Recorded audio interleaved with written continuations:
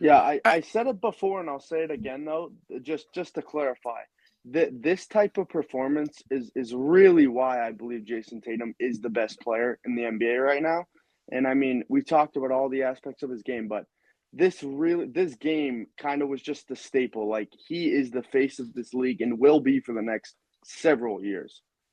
well, and that's an interesting point too, because again, the NBA is in such a weird point where they're looking for their face, right? And it's kind Yeah. of feels like they're trying to force their face, right? With the Anthony Edwards, I like to call it the propaganda we saw last year in their run. And you've seen it before, many segments on NBA, inside the NBA, and First Take, and just everything. Who is the face of the league? The truth of the matter is you don't get to pick that.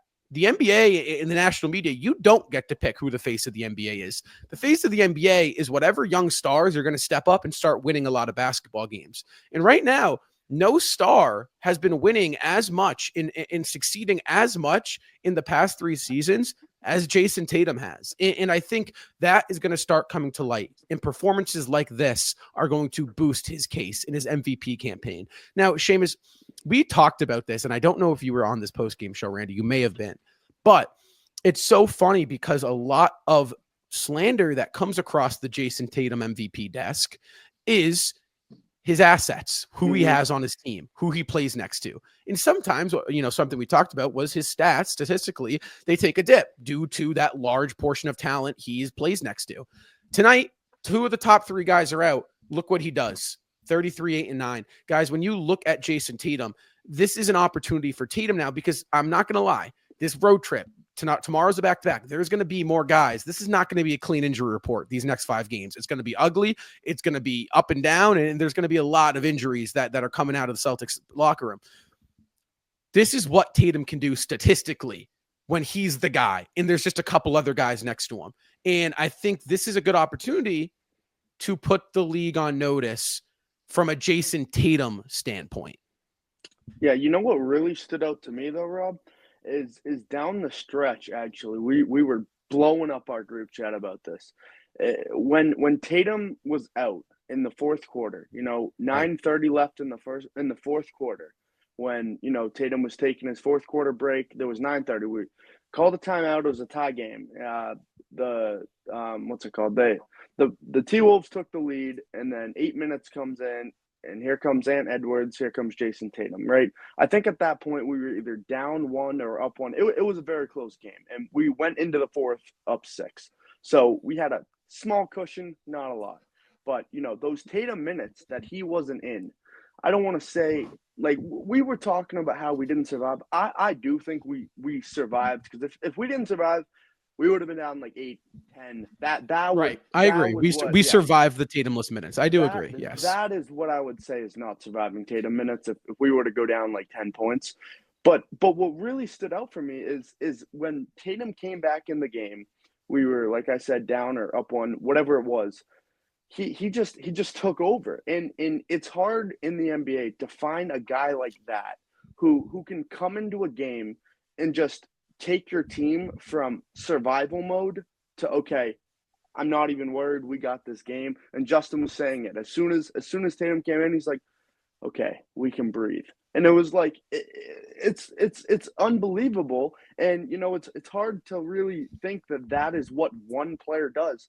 But I don't know if how they think down in Dallas when Luka's not playing. But if Kyrie was out of the game and Luka was your guy for that whole game, just Luka, you take out Kyrie, are is he doing what Jayson Tatum did tonight, where it's like, okay, your team's in survival, and now it's like, okay, don't even have to worry anymore. I don't know if many guys in the league can make like fans like us think like that as soon as they walk into the game.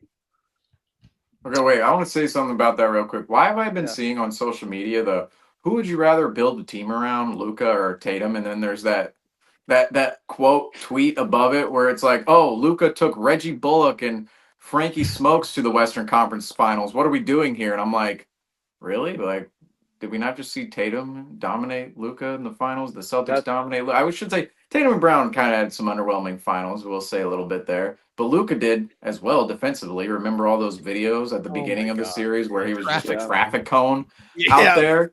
I mean, come on. What are we doing, folks? It's Tatum. It's Tatum. When you have a 6'10" power forward like Jayson Tatum, I shouldn't have said power forward because that's really not an existent position in the NBA anymore. But that's what it feels like when Jayson Tatum is out on the floor. He's just overpowering everybody as a forward. And right now, Jayson Tatum, it's so weird because the league is looking for a face all over the place, like you said, Rob, and it feels like they want guys like Anthony Edwards to be that player. Shea Gilgeous-Alexander, can you get him up there? These other guys, Yeah. historically in the league, number one, you can't build a face with a small market. Minnesota, Oklahoma City, sorry, those markets just aren't going to work. And secondly, usually centers are relegated in NBA history. We've seen Shaq succeed. We've seen other centers have the limelight in a sense, but they haven't been the face, really. Yeah, I think really to But conclude Tatum that, as a Seamus. forward, come Yeah, on, that he's to yeah. me the Boston Celtics in that market. He's the obvious answer here. You Just have to saying. win consistently. I at least think in the modern NBA, kind of just what you said, Seamus, to sum it up. To be the face of the NBA, you have to win consistently. And I'm not saying 2, 3 years. We have seen Tatum consistently win, just be a winner for 5, 6, 7 years. And that is what I think the NBA, the face of the NBA, should look like. Well, especially when you look around the league, there has been, and I mean, God, this is mean. There has been not a lot of consistency in terms of good teams, right? Since 2019, and the Yeah. one constant, really the one constant in terms of every year they're right there, are the Boston Celtics and Jayson Tatum. They have had a one down year in which, you could argue that if not injured, they make a little bit of a deeper run into that playoffs. Have they not run into the Brooklyn Nets? Again, that's hypotheticals, but like really when you look at the NBA, Jayson Tatum's resume, he's in his 8th year. He's been to the conference finals now, 6 times. He's been to the NBA finals twice, winning one of the two. The one thing I think that's off of his resume that he kind of needs to solidify himself Yep. as like probably the 3rd best player, maybe 2, is that MVP. That's the one thing, off his resume. I think it's either you get the MVP or you win your 2nd ring.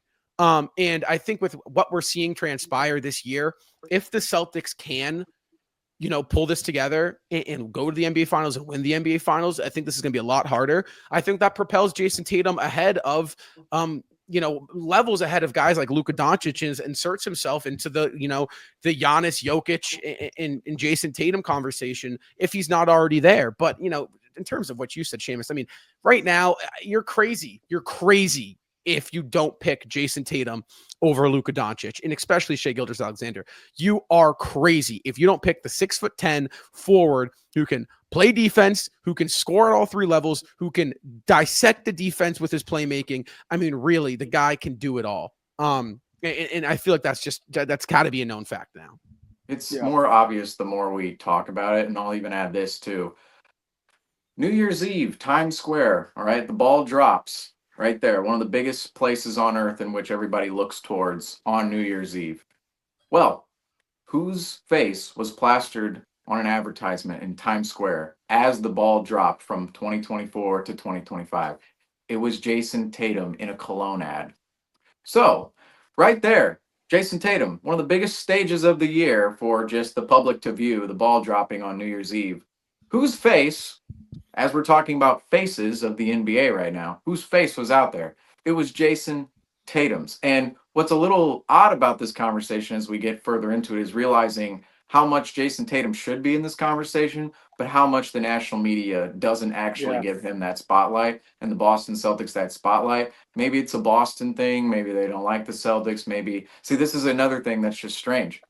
Why, at this point in time, do the Celtics get the short end of the stick for being consistent winners? Like you said, Rob, they've been winners ever since Jayson Tatum came into the league. They made the conference finals before Jayson Tatum even joined the team or was drafted to the team in 2017. And since then, the Celtics really haven't fallen off. They had one 500 season in 2021 where they were 36-36. And that was just a hoopla year. Just everything went wrong that year. It feels like injuries, no fans, every shortened season, started on Christmas.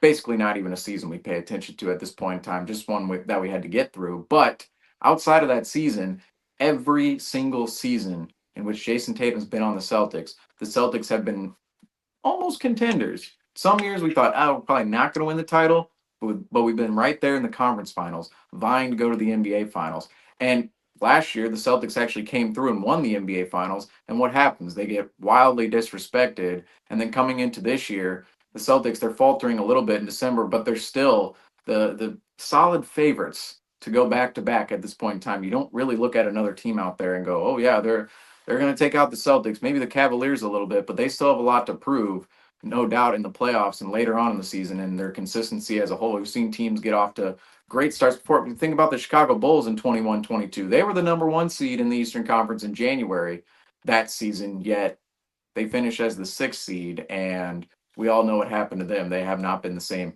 ever since. So Jayson Tatum and the Boston Celtics, you'll throw in the whole team too, the whole franchise. Just feels like they're just wildly disrespected when you really go down the list of all the accomplishments, all the accolades, all NBA, all-star teams, just everything both Jayson Tatum and the team as a whole, and even his counterpart Jaylen Brown, I'm going to talk about him too, has been able to do. They should be considered the faces of the NBA at this point in time. And I don't know why it's such a debate. I feel like it's because the league is constantly trying to get Steph and LeBron, Steph and LeBron. It's always still the spotlight is on them, whether it's been the Olympics, Christmas Day. And yes, people love to watch Steph and LeBron, but there are other new characters in the NBA out there that we kind of mentioned it earlier this season, Rob, where they sometimes the NBA, it feels like they fail a little bit at advertising some of the newer guard in the NBA. And I know some of that newer guard is still coming up. So that's where it's like, maybe a little bit, maybe not, because you still need to win a little bit more to really grab that title from the older players. But at the same time, for specifically the Boston Celtics, I won't say anything about the Mavericks, the Timberwolves, the Bucks and the Nuggets and all the other teams in which we consider, can they take the title? Oh, can this face take the title? I won't say anything about them because they've been inconsistent up and down. They haven't won enough, but the Boston Celtics and Jayson Tatum, right now the resume speaks for itself, and I think they should be gaining a lot more respect, the Celtics and Tatum, from around the league and the national media than they do right now. Obviously, we're going to have that point on here, but really going through it and really going through the performance tonight from Jayson Tatum, it just seems obvious. It just seems obvious. Right. It does, without a doubt.